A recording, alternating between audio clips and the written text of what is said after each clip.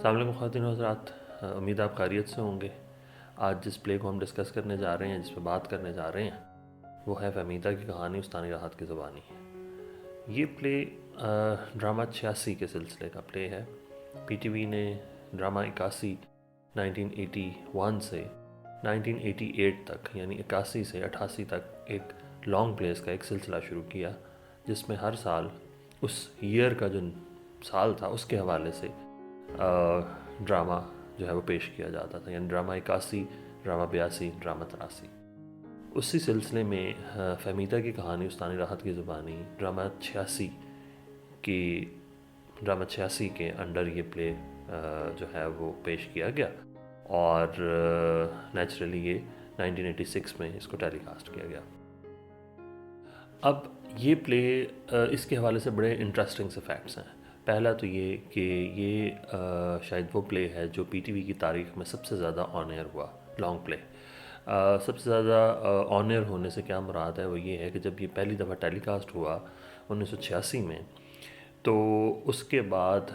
جو next week تھا جب نیا ایک پلے چلنا تھا، تو اس کی وجہ اسی کو ریپیٹ کیا گیا، اور پھر آنے والے 1-2 منتھس میں اس کو مزید جو ہے وہ ٹیلی کاسٹ کیا گیا۔ اور ایک اور فیکٹ اس کا بڑا اہم جو ہے، ضیاء صاحب کا دور تھا 1986 میں، اور یہ پلے 2 دفعہ ان کے کہنے پر بھی ری ٹیلی کاسٹ کیا گیا۔ اس کی جو کیسٹس تھیں اس کو پہلے منگوایا گیا پریزیڈنٹ ہاؤس میں، اور وہاں پہ انہوں نے خود دیکھا اس کو، اور ان کو بھی یہ پلے بہت پسند آیا۔ یہ پلے اشفاق صاحب کا لکھا ہوا پلے ہے، اور یہ جو سلسلہ تھا جس کا میں نے ذکر کیا، ڈرامہ 81، 82، 83، یہ سلسلہ جو تھا یہ بیسیکلی اس کو جو ہیڈ کرتے تھے وہ لاہور سینٹر سے، P T V Lahore centre سے محمد نثار حسین ڈائریکٹر تھے۔ انہوں نے اس سلسلے کو سٹارٹ کیا۔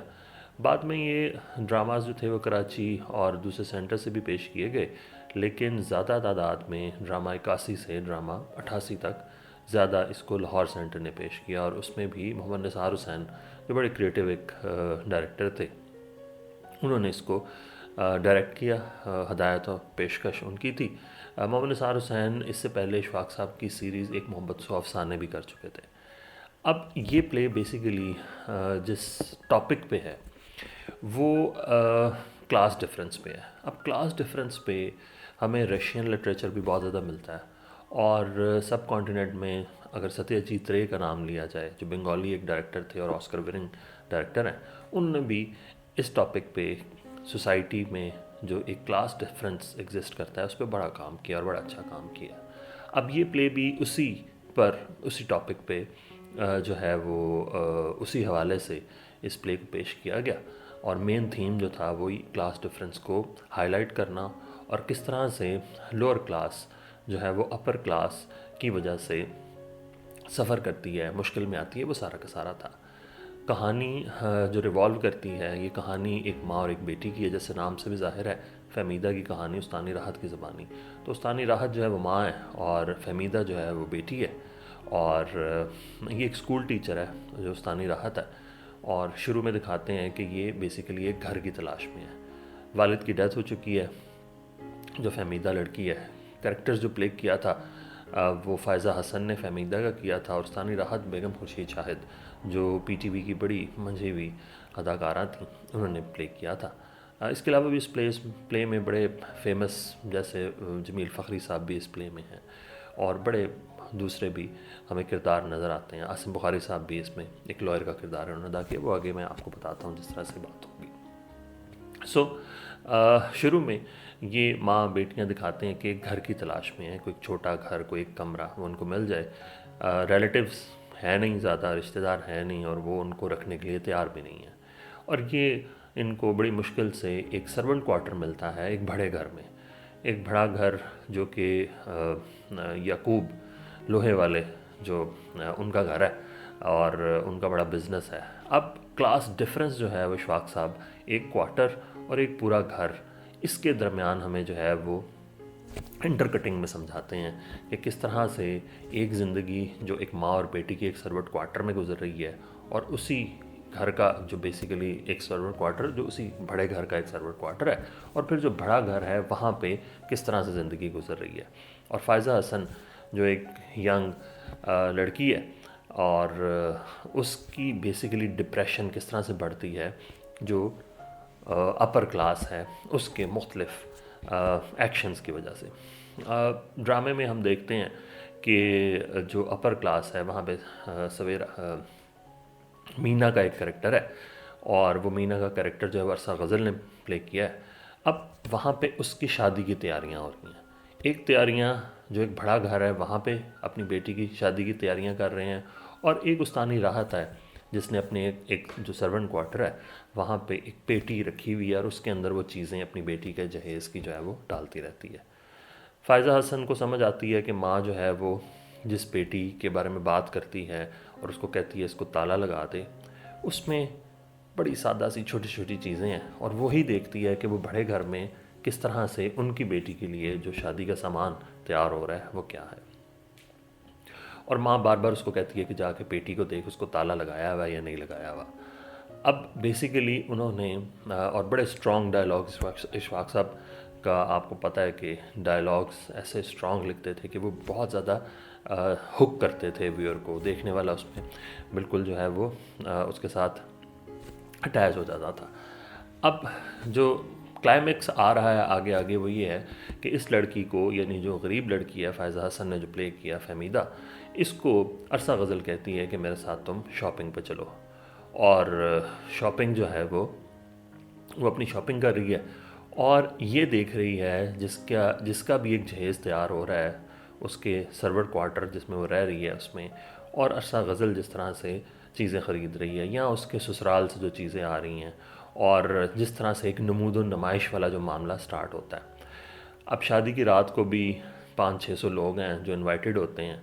اور اس کو بھی بلایا جاتا ہے. فائزہ حسن کو بھی ماں کہتی بھی ہے تو نہ جا، لیکن یہ جاتی ہے. اور وہاں پہ جس طرح سے پھر وہ نمود و نمائش اور شو آف کیا جاتا ہے وہ اپر کلاس کا ایک،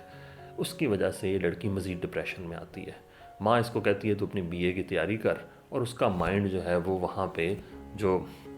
شادی کی تیاریاں اور ان میں ہے. اب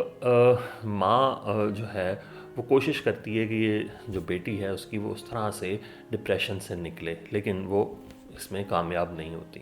اور خواتین و حضرات، جو سب سے زیادہ یعنی جس کا جو ہمیں جب ہم جو کانفلکٹ ہے اس کے ریزولوشن کی طرف جاتے ہیں تو ہمیں پتہ چلتا ہے کہ اس لڑکی کی ڈیتھ ہو جاتی ہے جب رخصتی ہوتی ہے مینا کی، یعنی جو اپر کلاس کا گھر ہے. اور ماں جو ہے، اب ماں ایک لائر کے پاس جاتی ہے اور اسے کہتی ہے کہ میں نے تعزیرات پاکستان سے یہ پڑھا ہے کہ اگر کسی کی وجہ سے کسی کی موت واقع ہوتی ہے تو اس پہ جو ہے وہ مقدمہ دائر ہوتا ہے. تو وہ وکیل عاصم بخاری صاحب نے وہ پلے کیا ہوا ہے اور رول پلے کیا ہوا ہے، اور یہ آخری جو سین ہے یہ بڑا انٹینس سین ہے. اور بتایا گیا کہ جب یہ سین ریکارڈ ہو رہا تھا اور اس کا جب کلائمیکس آ کے ختم ہوتا ہے تو سارا PTV کے جتنے کیمرہ مین تھے، ڈائریکٹرز اور جتنے ایکسٹراز اور وہ میک اپ آرٹسٹ، وہ سب رو رہے تھے کیونکہ بڑا انٹینس سین ہے. استانی راحت جو ہے وہ جاتی ہے لائر کے پاس اور اسے کہتی ہے آپ مقدمہ دائر کریں، میرے پاس اب اور کرنے کو رہ ہی کیا گیا ہے، اور میری بیٹی کا بہت سا جہیز جو ہے وہ پڑا ہوا ہے، اور اسی کو بیچ کے میں آپ کی فیس ادا کروں گی، آپ فکر نہ کریں. وکیل کہتا ہے کہ آپ مدعی تو موجود ہیں، یعنی آپ کہہ رہی ہیں آپ کی بیٹی کی موت واقع ہوئی ہے، لیکن مدعا علیہ کون ہے، یعنی کس پہ ہم نے مقدمہ کرنا ہے. اور یہ کہتی ہیں جی کہ وہ 600-700 لوگ تھے جن کی وجہ سے میری بیٹی کی ڈیتھ ہوئی ہے، ان کے شور کی وجہ سے، ان کی نمود و نمائش کی وجہ سے. اور وہ جو وکیل ہے وہ اینڈ پہ ریفیوز کرتا ہے کہ نہیں، میں اس طرح سے کیسے مقدمہ ان کے خلاف کر سکتا ہوں. اور یہ عورت نکل جاتی ہے ان کے آفس سے وکیل کے، یہ کہتی ہوئی کہ وکیل صاحب مقدمہ تو دائر ہوتا ہے. اب بیسیکلی اشفاق صاحب نے کیا ہے، اشفاق صاحب نے 2 کریکٹرز لے کے، ایک امیر لڑکی اور ایک غریب لڑکی، بیسیکلی جو کلاس ڈفرینس ہے اس کو ہائی لائٹ کیا ہے، اور کس طرح سے نمود و نمائش کی وجہ سے، شو آف کی وجہ سے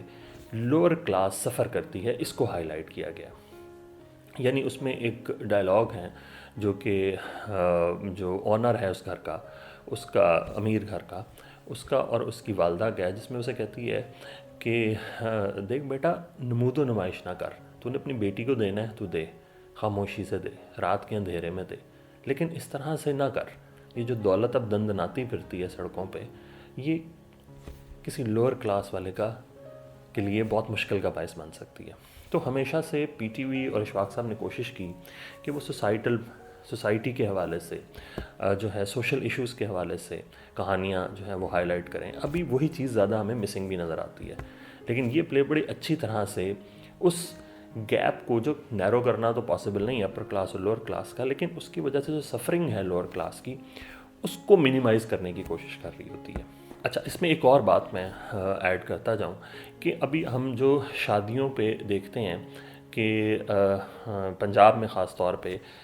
10 بجے جو ہے وہ شادی کو ختم کرنے کا جو ایک آرڈیننس بھی پاس ہوا،